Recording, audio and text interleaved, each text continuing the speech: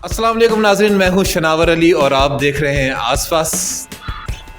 एक टीचर जिसका वज़न था 150 किलो और वेस्ट थी 50 इंच, उसने अपने आप को कन्वर्ट किया 85 केजी में और एथलीट बना। बात यहाँ ख़त्म नहीं होती। 2014 में उन्होंने मुकाबला लड़ा मिस्टर लाहौर का और विन किया। अपने स्टूडेंट्स और कोलीग को और इंस्पायर करने के लिए उन्होंने मुकाबला लड़ा मिस्टर पंजाब का 2015 में और बने मिस्टर पंजाब। 40 साल की उम्र में मज़ीद मुकाबले के लिए वो दुबई जा रहे हैं मसलमेनिया में, और हमें उम्मीद है कि वो पाकिस्तान का नाम रोशन करके वापस आएंगे। आइए इस शख्स से आपको मिलाते हैं। उनका नाम है सैयद ऐनुद्दीन नासिर।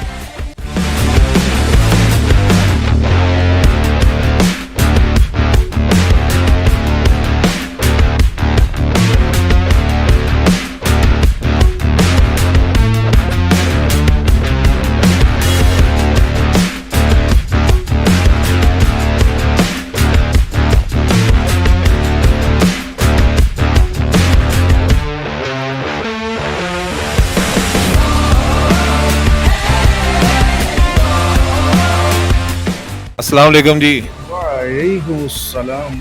क्या हाल चाल है? मैं वधिया अल्हम्दुलिल्लाह। अच्छा, आप इतना ये जिम वगैरह कर रहे हैं, इतने आपने मसल बनाए हुए हैं और आप मिस्टर लाहौर बने, मिस्टर पंजाब बने।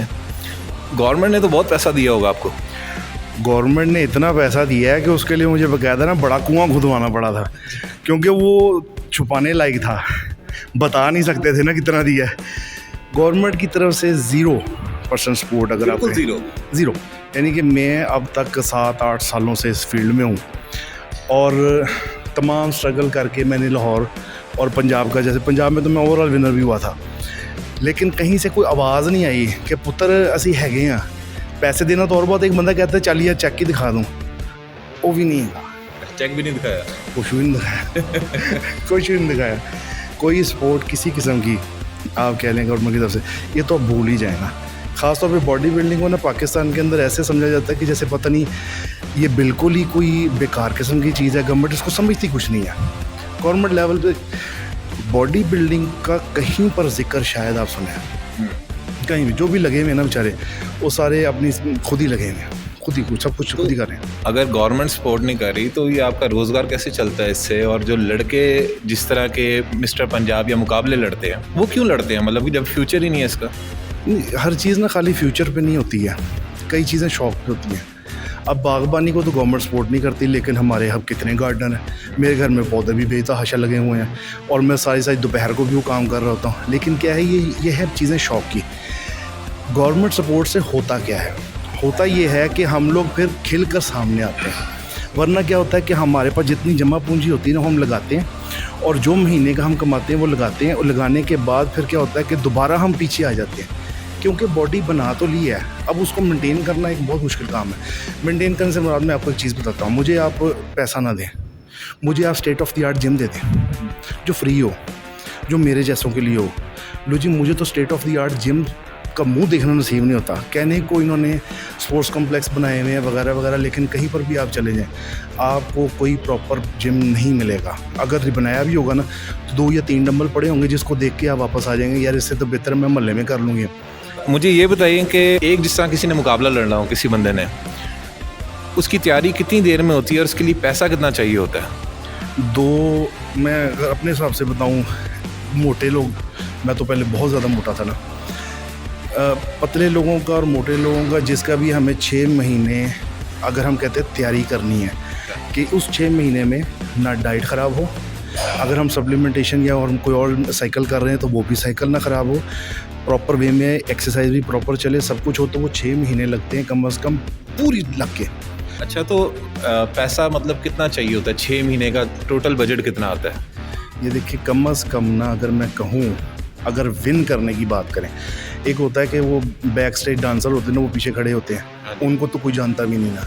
अगले वाले जो होते हैं ना, जो मेन हीरोज़ होते हैं, सब तो उसी को जानते हैं। अगर आपने वो आना ना, हीरो बनना है, तो आपका 1-1.5 लाख रुपये महीना।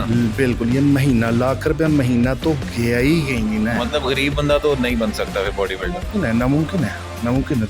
वो यही हो सकता है कि अगर उसने कोई बाइक बेच दी हो, उसने कोई कमेटी निकली हो, तो उसने क्या किया हो, वो पैसे सारे के सारे लगा दिए हों, तो शायद वहाँ पर उम्मीद है। या कोई बड़े किसी बड़े बंदे का हाथ उसके ऊपर आ गया हो। ऐसे भी कुछ लोगों को देखने में आया कि गवर्नमेंट की तरफ से तो खैर सपोर्ट नहीं आती, लेकिन कोई ना कोई बंदा होता है कि स्ट्रगल देख के ना अपना हाथ रखता है, चल यार मैं तेरे नाल हाँ। स्पॉन्सर तो ये समझ लो 100 में से एक है हमारे पाकिस्तान में। अच्छा, तो इसकी वजह से ड्रग एडिक्शन ये ज़्यादा बढ़ रही है?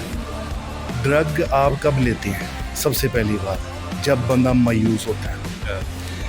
अब जो बंदा एक्सरसाइज कर रहा है ना, वो उसके अंदर उम्मीद तो है ही है। अब अगर उसको आप एक्सरसाइज की तरफ ले आएंगे तो उम्मीद दो किस्म की है। जैसे मैं कहता हूँ मेरे से वॉक नहीं होती यार, मेरे तो इधर दर्द होती है, मेरे यहाँ दर्द होती है। कोई बंदा मुझे कहे चल यार मैं तेरे ना चलना, मैं तुम दसना तो ये वाली गोली खा ली, तेरी ताकत आ जाएगी, दर्द भी ख़त्म होनी है, इकट्ठे वॉक करना। तो वो क्या करेगा कि वो थोड़ा थोड़ा उस तरफ आना शुरू करेगा, मायूसी ख़त्म होगी। तो एक्सरसाइज कोई भी हो, वो आपको मायूसी से निकालती है। तो ड्रग से तो पहले वैसे भाग जाएंगे। अच्छा, मुझे ये बताइए कि अगर किसी ने भी बॉडी बनाई होती है, लोग मजाक में कहते हैं इसने तो स्टीरॉइड्स लिए हुए हैं, इसका अपना कौन सा कोई कमाल है, तो वाकई स्टीरॉइड्स से बॉडी बनती है या अपनी मेहनत से ही बनती है? ये ना वाकई ऐसी बात है कि मतलब जब से मैंने शुरू किया ना, कि पहले मैं इन टच नहीं था, मैं तो टीचिंग करता रहा, मुझे तो पता ही नहीं इस प्रोफेशन के बारे से। तो जब मैं इस प्रोफेशन में आया तो ये बड़ा कॉमन था, जिसका ज़ोरों सा भी डोला बन जाएगा, वो ये इन्हें तो टीके लाए, इन्हें पाए न, अच्छा टीके चलो मैं लगा लेता हूँ। टीके लगाने से अगर बिल्डर बनते होते तो हमारा तो सारा पाकिस्तान ही बॉडी बिल्डर बन जाता है। आसान चीज़ है ना, लोग तो आसानी की तरफ ऐसे भागते हैं ऐसे करके। आजकल हमारी यूथ हो गई, आजकल हमारा, आप फिल्में देख लें, सारी फिल्मों में हिट कौन है जिसकी बॉडी है, उसी को सारे के सारे आइडलाइज करते हैं। तो हर बंदा जाके टीके ख़रीदे और वो बिल्डर बन जाए, ऐसा पॉसिबल ही नहीं है। आप ये कर ही नहीं सकते। आपकी तमाम डिवोशन, बिल्डर वही बनेगा जो शौकीन होगा। ये बात कन्फर्म है। शौकीन से मेरी क्या मुराद है, बॉडी बिल्डर बनने के लिए आपको कंटिन्यूसली एफर्ट करनी पड़ेंगी। आप रोज़ाना अपनी डाइट बनाएंगे भी और वक्त पर खाएंगे भी, और फिर उसको हज़म करने के लिए जिम भी जाएंगे। उसके बाद आप अपनी वॉक भी करेंगे, फिर जाके आप बिल्डर बनते हैं। तो ये बातें बड़ी मशहूर हैं कि किसी बंदे ने फ़र्ज़ करें स्टीरॉइड्स खाए, उसको हार्ट अटैक हो गया, वो अचानक ही मर गया। ये भी एक बड़ा मिसकंसेप्ट है। स्टीरॉइड से हार्ट अटैक नहीं होते। होता क्या है कि ना, हमारे यहाँ जो कोचेज़ है ना, वो पता कि लाइलक किस्म के लोग हैं। मैं वो सीधी बात कहूँ, जब आते हैं ना आखिरी दिन, तो हम लोग करते हैं वाटर ड्रॉप। वाटर ड्रॉप करने का तरीका ये होता है कि आप नमक छोड़ें, जब आप सोडियम को छोड़ देंगे तो उसके बाद अपने पानी की मिकदार को आप ख़ुद आहिस्ता आहिस्ता आहिस्ता कम करें। अच्छा, कुछ लोगों को ये पता चल गया कि कुछ मेडिसिन हैं, एक या दो, अगर उनके नाम भी नहीं लूँगा, उनके लोग फिर शुरू हो जाएंगे, तमाम तकरीबन बिल्डर्स को पता है। तो वो क्या करते हैं, वाटर ड्रॉप करने की मेडिसिन होती है। वो मेडिसिन क्या करती है, आपके जिस्म से बाकी का, चूँकि पानी पहले ही आप एक कप पी रहे हैं, एक घूंट पी रहे हैं पूरे दिन में, अच्छा, उसके साथ अगर स्टीरॉइड अगर आप ले रहे हैं तो वो भी आपकी ब्लड को थिक कर रही है। चलो 2 काम हो गए। अब आपने क्या किया, मज़ीद पानी निकालने के लिए ना टैबलेट्स अपने शागिर्द को दी। अब शागिर्द साहब को एक टैबलेट दिया, आपने देखा नहीं यार ओडा खुशक नहीं होया, एक और दे दी। उसने क्या किया, ब्लड से मज़ीद पानी निकाला, बॉडी से मज़ीद पानी निकल गया, सोते सोते क्लॉटिंग होगी और हार्ट अटैक होगा और आप मर जाएंगे। स्टीरॉइड अगर आपने लेना है, किसी एक्सपर्ट के पास जाएँ, किसी डॉक्टर के पास जाएँ, डॉक्टर को कंसल्ट करें, अपने टेस्ट करें पहले, फिर आप उसको आराम से ग्रेजुअली इस्तेमाल करें जिस तरह डॉक्टर कहे। तो भाई ये पैटर्न बनता है। लेकिन आपने देखा होगा सोशल मीडिया पे पिछले दिनों एक बड़ी वायरल हुई थी चीज़ कि एक बंदा सीढ़ियों में बैठा हुआ जिम करके आया है और वो सीढ़ियों में बैठा बैठा ही गिर गया, अभी जिम करके ही आया। तो वो भी तो एक मामला था। वो जो गिरा है या मर गया है, उसके फैक्टर्स क्या होंगे वो हमें नहीं पता। वो होता है कि बीपी शूट कई दफ़ा तो बिल्कुल लो हो जाता है, जिसकी वजह से ये मामला आते हैं। ऐसे तो जॉगिंग करते दौरान भी कुछ लोग मरे, तो ये वो मामला नहीं है ऐसे। उसके तो मैं वो तो एक कंट्रोवर्सी टाइप की चीज़ है जो लोगों ने बनाई और उसको फैला दी, वो नहीं है।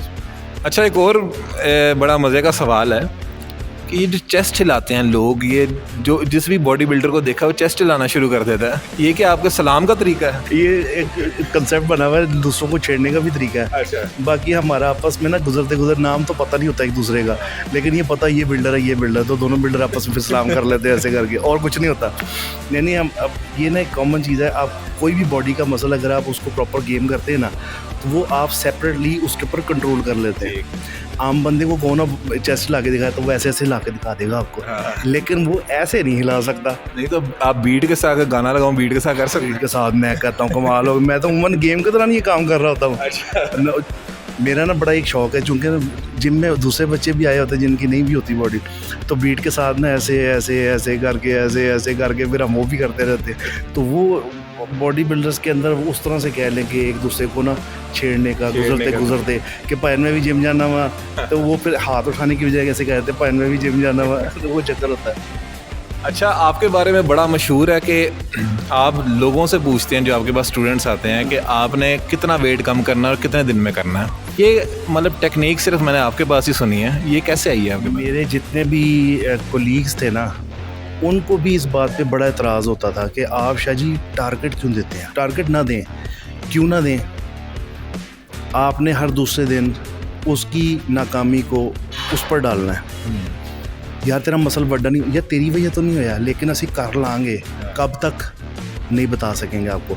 सर जी मैं पतला नहीं हुआ, वो तेरी कोई खामी होएगी फलाना फलाना, देखा ना इस वजह तो है, कब तक कर लेंगे, वो है कर लेंगे, टेंशन नहीं, तू अंदर है। तो 8 महीने 10 महीने 1 साल, जब तक वो आपसे बदजा नहीं ना होता, उससे आपने पैसे भी लेने, उससे आपने पार्टियाँ भी खानी, उससे आपने सब कुछ करना। मैं क्या करता हूँ, एक सीधा सा फार्मूला है, हर बंदे को पता है, हर डाइटिशियन को पता है कि यार अब डॉक्टर के पास भी जाओ ना, वो आपको दवाई देगा, वो आपसे कहेगा आप बेटा 3 से 4 दिन में ठीक हो जाएंगे।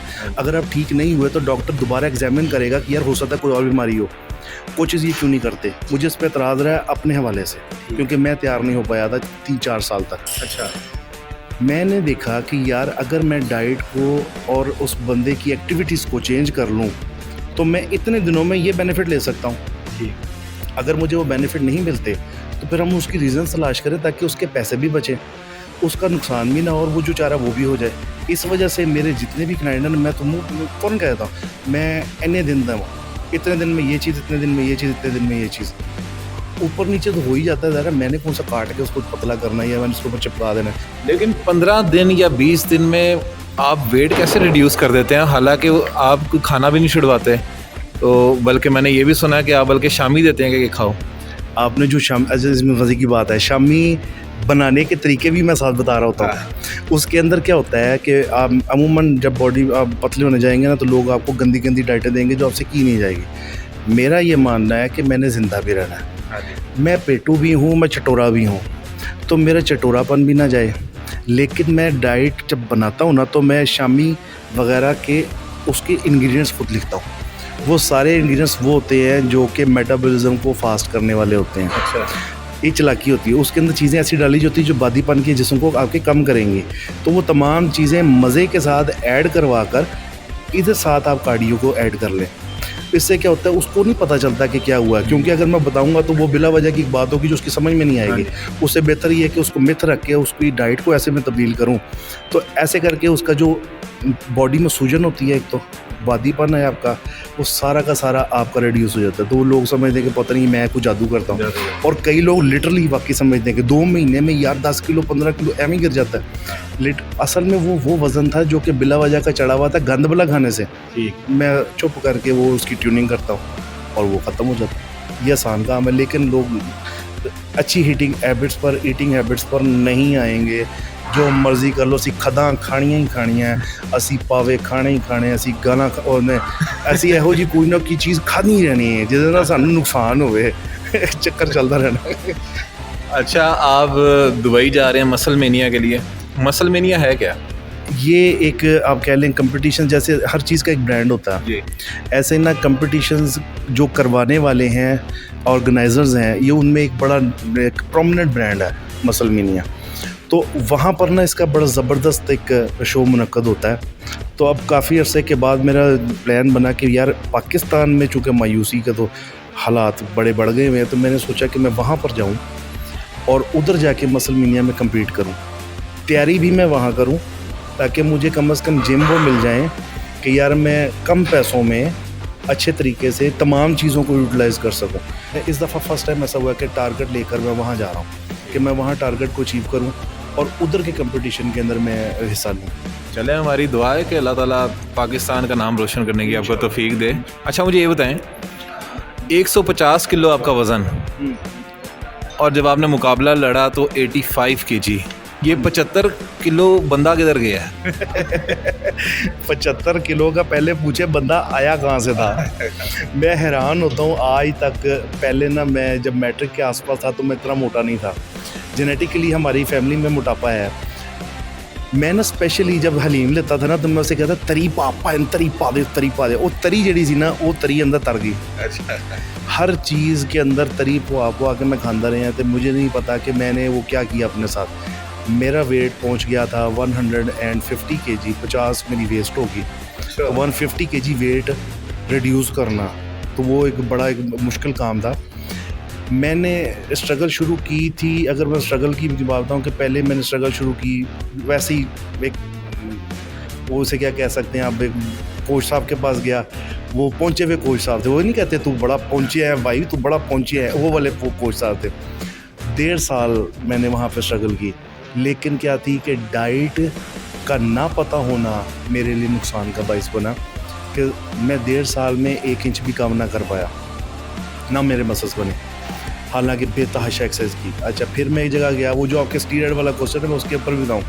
मैंने 4 महीने खूब स्टीरॉयड इस्तेमाल किया। इतना स्टीरॉयड इस्तेमाल हुआ कि मैं जब वेट उठाता था ना मुझे वॉमिटिंग फील होती थी, मुझसे वेट नहीं उठता था, अंदर से खोखला हो गया। फिर एक अल्लाह का बंदा मुझे मिला, उन्होंने स्टीरॉयड फेंक दो साइड पे, हर चीज़ साइड पे कर दो। मैंने कहा बेटा आपने करनी है डाइट। ठीक।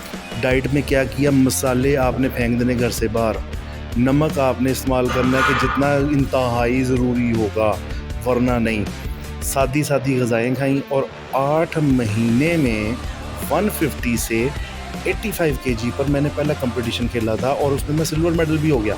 मुझे तो उम्मीद ही नहीं थी कि यार मैं स्टेज पे नज़र भी आऊँगा, और अल्लाह के फजल से बेतहाशा वो अच्छा साबित हुआ। ये था डाइट का और अच्छी एक्सरसाइज का कमाल। और कोचिंग तो अब मज़े की बात आता हूँ। जो पहले मैं कोच के पास 1.5 साल लगाया, मैं 3-3 घंटे 4-4 घंटे एक्सरसाइज करता था। जिन कोच ने मुझे पता कि जो लड़के कहते हैं ना कि हम जिम में जाके 4-4 घंटे 3-3 घंटे एक्सरसाइज करेंगे, बिल्डर बन जाएँ, और कुछ नहीं होना इससे, आपको कोच मिल जाए 1 नंबर। मैं सिर्फ 40 मिनट एक्सरसाइज करता था। 8 महीने मैंने सिर्फ 40 मिनट एक्सरसाइज की है और सिर्फ डाइट पे ध्यान दिया, मैंने कुछ नहीं किया। अच्छा। पेट के अंदर भी मैं डंडी मार जाता था कि कभी मार ली, क्योंकि मेरी वो बड़े से बाद शागिर्द हुआ था ना, तो उन्होंने कहना 50 रैप ला, तो मैं 5 ला के कहना उस्ताद जी ला 5 रैप ला के, तो वो भी करता रहूँ मैं। लेकिन डाइट चूँकि शानदार रही और कोचिंग टू द पॉइंट रही, तो 40 मिनट की एक्सरसाइज ने भी मुझे बिल्डर बना दिया था। तो ज़्यादा एक्सरसाइज करने वालों के लिए ये भी बड़े एक सबूत है कि भाई इससे फ़र्क नहीं पड़ने वाला। लास्ट में कैमरा लगा हुआ है, गवर्नमेंट को जो कहना कह दें। हत्थ जुड़े ने तानू को साडे वर्गे बंदियां वास्ते मैरिट ते खसूसी तौर पर मैं कहांगा जेडे स्ट्रगल कर रहे ने, मुसलसल कर रहे हैं, उन्होंने वास्ते तुसी कोई बेहतरीन या कोई मुफ्त वाला जिम वाकई जिसको हम लोग इस्तेमाल करके खुश हो के फ़ख्र से बता सकें यार मैं इस जिम में जाता हूँ, जहाँ पर आपके गवर्नमेंट के इदारों के जो बिल्डर बैठे हुए हैं, कोचेस बैठे हुए हैं, वो वहाँ पर आके हमें गाइड करें फ्री ऑफ कॉस्ट। वाकई करें। एक बार ना कहानी कि हमने कह दिया जी हो जाएगा, ले ऐसा नहीं, वाकई करें। अगर ये 2 काम भी कम अज़ कम हो जाए ना, तो बाकी काम तो चलो मेरे जैसे जो हम लगे हुए हैं बेचारे अपने पैसों से, इतना तो हम आगे कर ही लेंगे।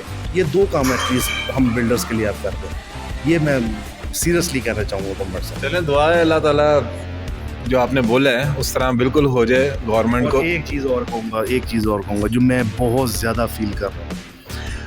अब जैसे ये भगवानपुरा का एरिया है जहाँ पे भी हम जिम में बैठे हैं, शालीमार का, एक भी पार्क नहीं है यहाँ पे। अच्छा। एक भी पार्क नहीं है, और अगर कोई पार्क है तो वो सिर्फ कचरा है। यहाँ पर कोई बंदा अगर जॉगिंग करना चाहेगा, कुछ करना चाहेगा, उसको वो मुगलपुरा जाना पड़ेगा एटलीस्ट। इतना बड़ा एरिया, आप जब सेहत वाली जगह ही नहीं प्रोवाइड करेंगे तो सेहत की एक्सपेक्टेशन कैसे कर सकते हैं? आप जब लोगों को सेहतमंद एक्टिविटी की तरफ लेके जाएंगे तो आप कैसे कह सकते हैं कि चोरी डकैती कम हो जाएगी? भगवानपुरे के एरिया में बड़ी चोरी डकैती है, और कहाँ से है? एक भी खेलने की जगह नहीं, पार्क है नहीं, और जो पार्क है PHA तो उसको मुँह लगाने को तैयार नहीं है। एक मतलब ये बड़ा एक सीरियस इशू है। इसको मुझे चाहिए कि तमाम इलाकों में पार्क्स को बहुत हंगामी बुनियादों पर रिस्टोर किया जाए, ये बहुत अहम है। बिल्कुल जी, हमारी भी गवर्नमेंट से अपील है कि इस पर गौर किया जाए। अगर कोई अहलकार सुन रहा है तो बाकी शाहजी से अगर किसी ने ट्रेनिंग लेनी है तो डिस्क्रिप्शन पे इनका नंबर वगैरह सारी डिटेल्स दे देंगे। इसी के साथ मुझे इजाज़त दीजिए, देखते रहिए आसपास।